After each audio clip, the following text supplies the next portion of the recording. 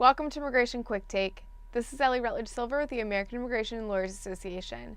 Yesterday, Senators Tom Cotton and David Perdue introduced the RAISE Act, legislation that seeks to eliminate the current immigration system as we know it and replace it with a points-based system. Here to share more details is Diane Risch, Associate Director of Government Relations at AILA. Diane, thanks for joining me. What is in the RAISE Act? Thanks, Ellie. The RAISE Act was introduced yesterday by Senator Cotton and Perdue and endorsed by the President. It's an expansion of an earlier bill that the senators introduced in February under the same name.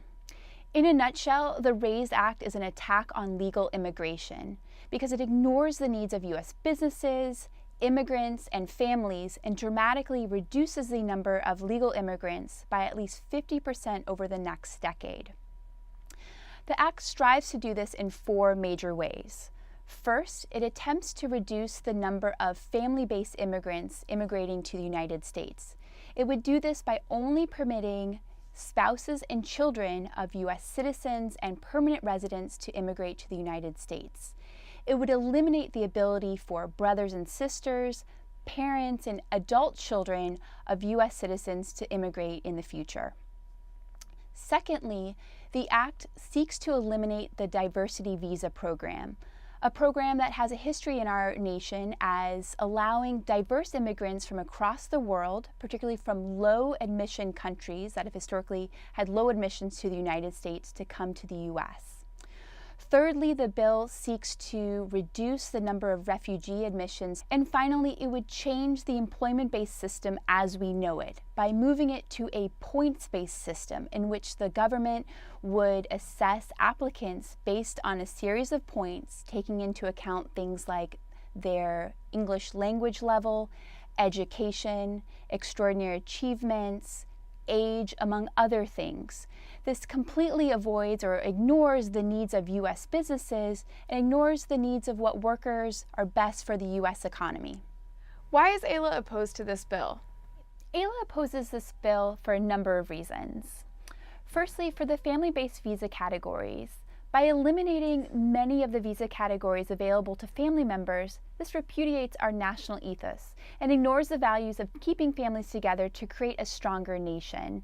By forcing families to live apart, such as brothers and sisters or parents, potentially for their entire lives, this is an attack on family reunification. Secondly, the points-based system entirely ignores the needs of U.S. businesses and is an unprecedented intrusion by the federal government into U.S. business decisions. U.S. businesses best know the needs of their workforce and their ability to grow and thrive. However, the RAISE Act entirely ignores the needs of businesses. Thirdly, by reducing the number of refugee admissions, this is contrary to our nation's history as serving as a beacon of hope for individuals who are fleeing from persecution from around the world.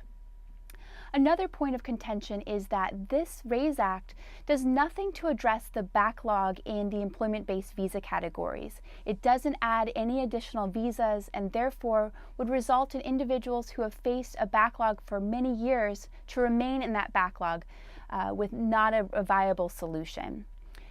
Bottom line, this bill is bad for businesses, bad for families, and bad for immigrants. How can members respond? So while AILA doesn't anticipate that this bill will move forward, it is important for members of AILA to continue to speak out against the bill and to promote the value of immigrants in our local communities as well as to our national economy. AILA has a number of resources on our website, aila.org, in our advocacy and media section, so tools that would be helpful in speaking out against the bill and promoting the value of immigrants.